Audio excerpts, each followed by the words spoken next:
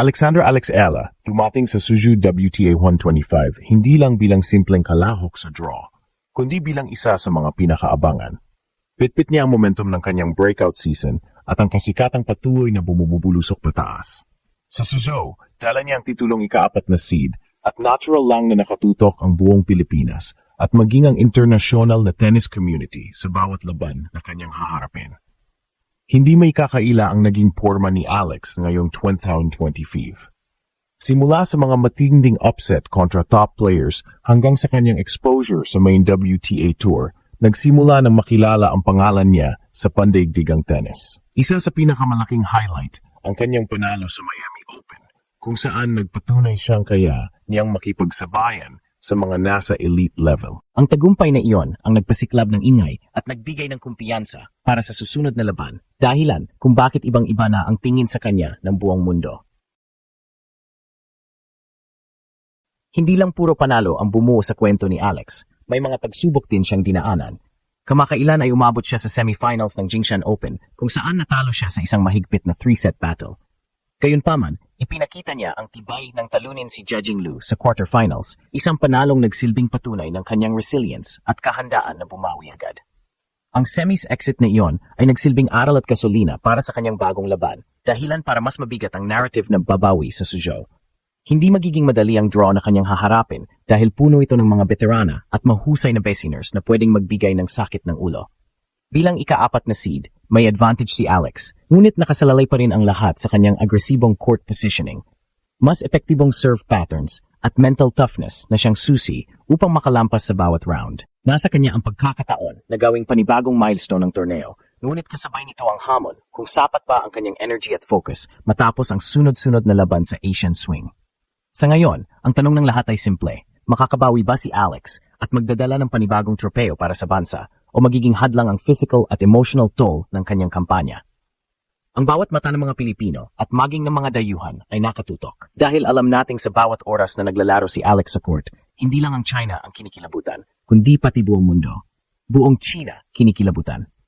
Sa Suzhou WTA 125, lahat ng mata nakatutok kay Alexandra Ella, ang tinaguriang rising star ng Pilipinas na unti-unting binabasag ang pader ng international tennis.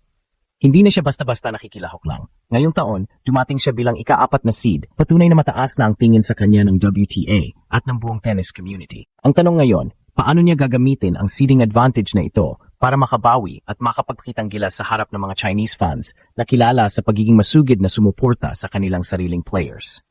Sa buong 2025 season, hindi lang basta panalo ang binigay ni Alex, kundi mga panalong nagdulot ng shockwaves. Isa sa pinaka-historic ang kanyang performance sa Miami Open, kung saan pinatunayan niya ang kaya niyang makipagsabayan sa mga bigatin ng tour. Doon siya unang napansin ng mas malawak na audience, at mula noon, bawat laban niya ay sinusundan ng libo-libong Pinoy at international fans. Ang bawat panalo ay nagiging headline at bawat talo ay nagiging dagdag na kwento sa kanyang journey bilang isang batang atleta na may tapang, puso at malasakit. Ngunit hindi lang panalo ang bumubuo sa kwento ni Alex. Sa Jingshan Open, pinatunayan niyang may tibay din siya kahit natalo sa semifinals matapos ang matinding 3-set battle. Ang pagkatalo na iyon, pagamat masakit, ay nagbigay ng panibagong apoy para sa kanya. Bago iyon, napatumba niya ang lokal na si Jia Jinglu, isang panalo na nagpatunay na kaya niyang talunin ang mga veterana sa kanilang sariling teritoryo. Ang karanasang iyon ang naglatag ng mas matibay na pundasyon para sa kanyang kampanya na ngayon sa Suzhou, kung saan malinaw ang kanyang misyon, ang bumawi at patunayan na hindi pa siya tapos. Kaya naman ngayong hawak niya ang momentum at dala ang suporta ng buong Pilipinas, nagiging mas makulay at mas mabigat ang narrative. Alex isn't just playing for points or rankings. She's playing for redemption, pride, and the chance to stamp her mark sa isang bansa na may malakas na tennis culture tulad ng China. At sa bawat serve, rally, at forehand winner, mas lalong bumubulusok ang kanyang kasikatan, kaya't hindi na nakapagtataka kung bakit kinikilabutan ng buong China sa paparating na laban niya.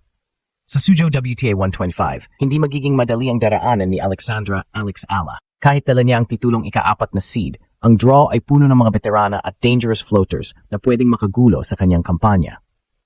Ang mga Chinese players na sanay sa local courts at environment ay siguradong gagamitin ang crowd support at familiarity sa venue para makakuha ng edge.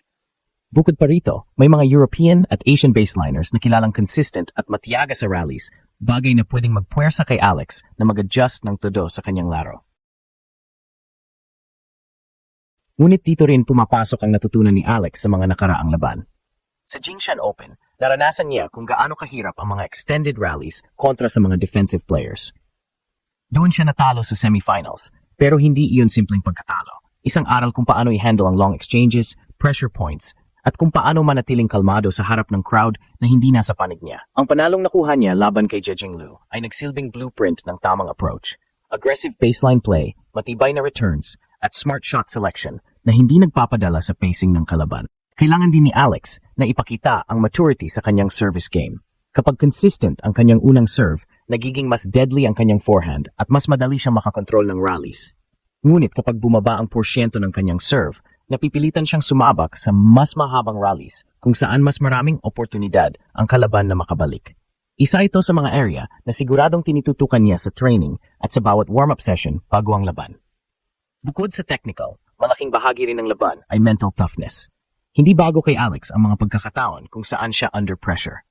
Sa mga international tournaments, nasanay na siyang kalabanin ng mas mataas ang ranggo, mas malaki ang katawan, at mas eksperto.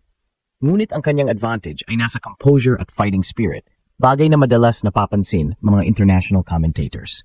Sa edad niyang 20, dala na niya ang maturity ng isang veterana at ang hunger ng isang batang umaakyat sa tuktok. Sa lahat ng ito, malinaw na hindi lang basta participation ang kampanya ni Alex sa Suzhou. Ang bawat laban dito ay isang hakbang papalapit sa mas malaking pangarap, ang maging household name sa tennis at ang tuluyang may taguyod ang bandila ng Pilipinas sa mga pinakamalalaking entablado. Ang bawi na target niya sa Suzhou ay hindi lang laban para sa sarili niya, kundi laban na rin para sa milyon-milyong Pilipinong naniniwala na kaya niyang maging tunay na Asian tennis superstar. Sa puntong ito, hindi na may kakaila, bumubulusok pataas ang kasikatan ni Alexandra Alex Ala. Sa bawat laban niya, trending agad sa social media ang highlights at reactions, at hindi lang mga Pinoy ang nakakapansin, kundi pati mga banyaga. Sa Suzhou WTA 125, malinaw na hindi na siya itinuturing na dark horse. Isa na siyang pangalan na may bigat at may dalang pressure sa bawat hakbang. Para sa mga Pinoy fans, bawat panalo ni Alex ay hindi lang personal triumph, kundi pambansang selebrasyon. Sa bansang sanay sa basketball at boxing, nagbigay siya ng bagong mukha ng pag-asa sa tennis. Isang larong noon ay tila malayo pa sa pangarap ng marami. Sa tuwing inaangat niya ang raketa matapos ang isang matinding panalo, para bang inaangat niya rin ang bandila ng Pilipinas sa harap ng buong mundo. Kaya't sa Suzhou, higit pa sa tropeo ang nakataya. Nandiyan ang respeto ng international tennis, ang pagkakataon na mas makilala pa, at ang inspirasyong maibibigay niya sa susunod na henerasyon ng mga batang Pinoy athletes. At habang patuloy na kumakalat ang kanyang kwento, isang bagay ang malinaw, bawat laban ni Alex ay laban din ng buong bayan.